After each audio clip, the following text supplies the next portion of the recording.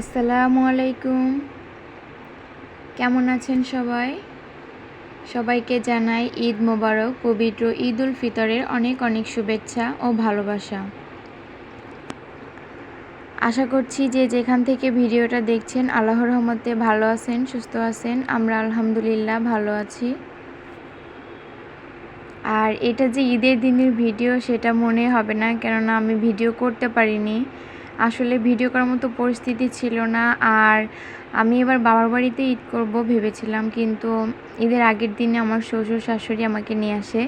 তারা তাদের নাতি ছাড়া ঈদ করবে না, তো আমাকে এখানে চলে আসতে হয়। আর আমি কোনো প্রস্তুতি না নিয়ে চলে এসেছি, কোনো ভিডিও করতে পারিনি। সকালের তেমন কোনো আয়োজনও ছিল না তো আমার শাশুড়ি মা যা পেরেছেন তাই নুডলস আর সেমাই রান্না করেছিল। আর এটা হচ্ছে দুপুরে হচ্ছে এখানে কাচ্চি বিরিয়ানি রান্না করবে। এখানে আমি আলুটা ভেজে নিচ্ছিলাম একটু জর্দার রং আর লবণ দিয়ে।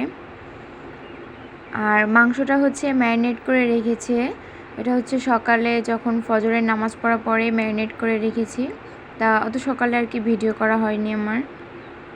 আর সবাই অনেক ছিল, মানে বাসায় অনেক মানুষ ছিল।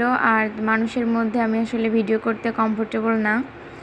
আমি সবার সামনে ভিডিও করতে আমার খুবই লজ্জা লাগে, তার কারণে আমি অনেক ভিডিওই মিস করেছি। আর এই তো বাসমতি চালটা ধুয়ে নিচ্ছিলাম। সবাই এখন নামাজ পড়তে গিয়েছে, তো নামাজ পড়ে এসে হচ্ছে রান্নাটা বসিয়ে দিবে। আর কাচ্চিটা রান্না করবে, সম্পূর্ণটাই রান্না করেছে আমার হাজব্যান্ড। সে অনেক ভালো রান্না করতে পারে, আর ঈদের এই রান্নাটা সেই করেছে।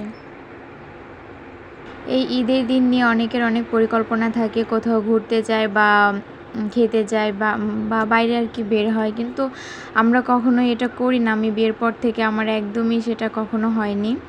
একদম ঘরে বসে ফ্যামিলির সঙ্গে ঈদ করা হয়।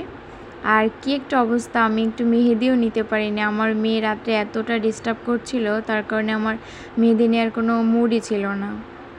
সবথেকে বড় ব্যাপার হচ্ছে পরিবারের সবাইকে হাসি খুশি ভালো রেখে সবার সঙ্গে ঈদ করাটা। তো কাচ্চিটা খুব মজা হয়েছে। সবাইকে ঈদ মোবারক জানিয়ে আজকের ভিডিওটা শেষ করছি। আল্লাহ হাফেজ, আসসালামু আলাইকুম।